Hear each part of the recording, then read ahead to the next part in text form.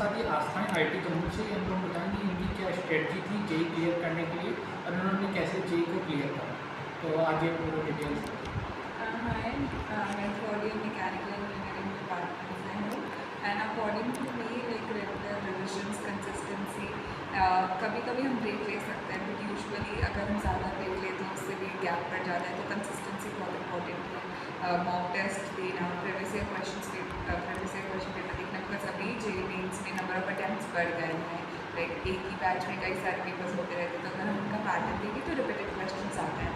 So previous question बहुत help करते हैं। केमिस्ट्री काफ़ी स्कोरिंग होता है एंड फिजिक्स भी जेईई मेंस में बहुत टाइम फॉर्मूला बेस्ड ही आता है। और मैथ्स के अगर हम प्रीवियस क्वेश्चन निकालते हैं कुछ सिलेक्टेड चैप्टर्स होते हैं जिनकी वेटेज बहुत ज़्यादा होती है बट क्या कहते हैं उनसे काफ़ी ईजी क्वेश्चन आते हैं तो हमें उन पर ज़्यादा फोकस करना चाहिए जितने ज़्यादा से ज़्यादा मार्क्स ले पाएँ। नेगेटिव क्वेश्चन कम करने चाहिए और when it comes to JEE advance तो उन्हीं कॉन्सेप्ट्स को बार बार रिवाइज करें और थोड़े हाई लेवल के क्वेश्चंस लगाएं। बार बार बैठे, नहीं हो रहा तो दोबारा बैठे एंड लाइक मतलब डेडिकेटेड रहना चाहिए through out the process and exhausting.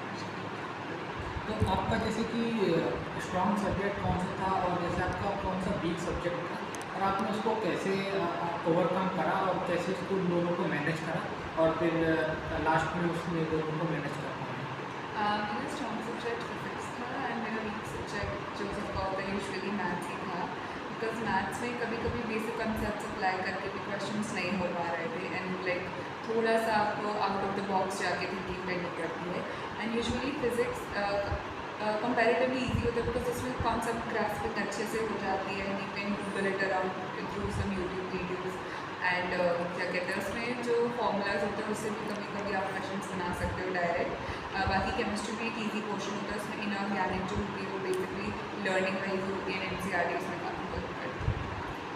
और आपने जैसे जो लास्ट टाइम में है जैसे मॉक को कैसे दिया, जैसे जेईई मेंस के पहले आपने कब से मॉक देना स्टार्ट कर दिया था और ये जो 2 मंथ का टाइम मिलता है जेईई एडवांस का तो उसमें आपने मिनिमम कितने मॉक दिए और आप क्या सजेस्ट करना चाहोगे कि कितने मॉक मिनिमम जो 2 मंथ्स का टाइम रहता है हम लोग का जेईई मेंस के बाद एडवांस में भी जैसे मॉक का पेपर जो भी देने रहते हैं उसका क्या रोल रहता है?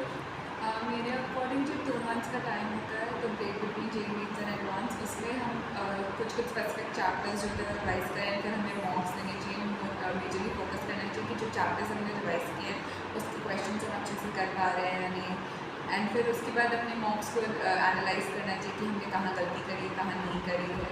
धीरे धीरे चैप्टर्स रिवाइज करके पर्टिकुलरली हम कुछ सेट ऑफ पेपर्स भी लगा सकते हैं जैसे किसी एक चैप्टर के स्पेसिफिक टाइप ऑफ क्वेश्चंस जो पास्ट ईयर में आए हैं पहले वो लगाएं फिर सर्टेन टाइप्स के लगाए फिर at the end of the day हम एक मॉक लगा सकते हैं एक दिन में तो उतना काफ़ी। और आप ये क्या सजेस्ट करना चाहोगे जैसे जेईई मेंस से पहले कब से मॉक हम लोग को देने चाहिए, जैसे कि मार्च में हम लोग को जैसे कि अप्रैल में जेईई मेंस है तो हम लोग को कितने मंथ्स पहले से अपना पूरा कोर्स कंप्लीट करके या फिर 1-2 चैप्टर जो भी बचे हुए हैं उनको जैसे कि ना देखते हुए हम लोग को पूरा फुल लेंथ टेस्ट देने चालू कर देना चाहिए। आप क्या सजेस्ट करना चाहोगे? इट इज़ फेब मिड तक लोगों का यूजुअली कंप्लीट हो ही जाता है सिलेबस बिकॉज बोर्ड्स भी होते हैं तो आई गेस काफ़ी हेल्पफुल रहता है।